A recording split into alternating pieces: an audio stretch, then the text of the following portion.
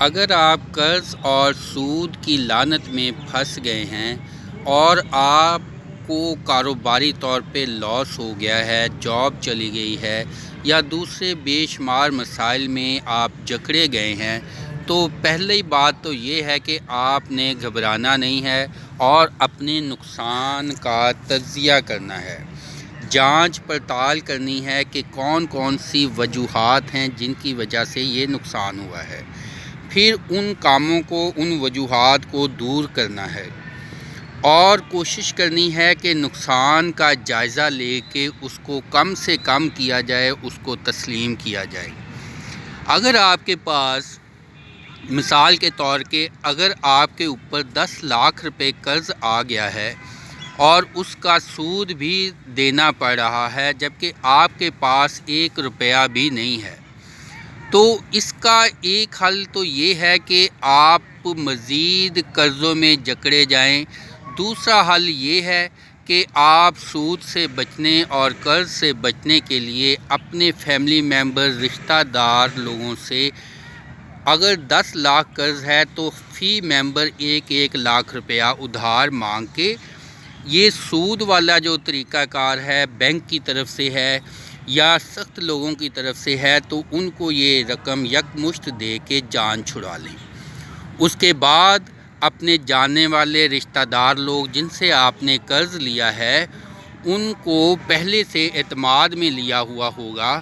ان کو آپ نے بار بار تھوڑا تھوڑا کر کے یہ قرض واپس کرنا ہے۔ محنت کرنی ہوگی، زیادہ ایفرٹس کرنی ہوگی، اخراجات کم کرنے ہوں گے، اور اس کے بعد تمام افراد نے مل کے محنت کر کے کوشش کر کے تھوڑا تھوڑا قرض واپس کرنا ہوگا، تو پھر انشاءاللہ قرض سے آپ کو رہائی مل جائے گی۔ یاد رکھیں کہ جب قرض چڑھ جائے، نقصان ہو جائے، کاروباری طور پر آپ برے حالات میں پھنس جائیں، تو ادھر ادھر کی سوچوں میں خود کو بھٹکانا نہیں ہے، پیر، فقیر، جادو ٹونا، دوسری ایسی چیزوں میں پر عمل کر کے خود کو مزید وقت بھی ضائع نہیں کرنا اور اپنی دولت بھی ضائع نہیں کرنی اور انرجی بھی غلط سمت میں نہیں لگانی۔ جیسے اگر آپ کے سر میں درد ہے تو آپ زخموں کی دوائی نہیں کھائیں گے یا خدا نخواستہ کینسر کی دوائی نہیں کھائیں گے، اسی طرح سے جو مسئلہ ہے اس کو پہچان کے اسی کو ختم کرنے کے لیے آپ ایفرٹ کریں گے، اور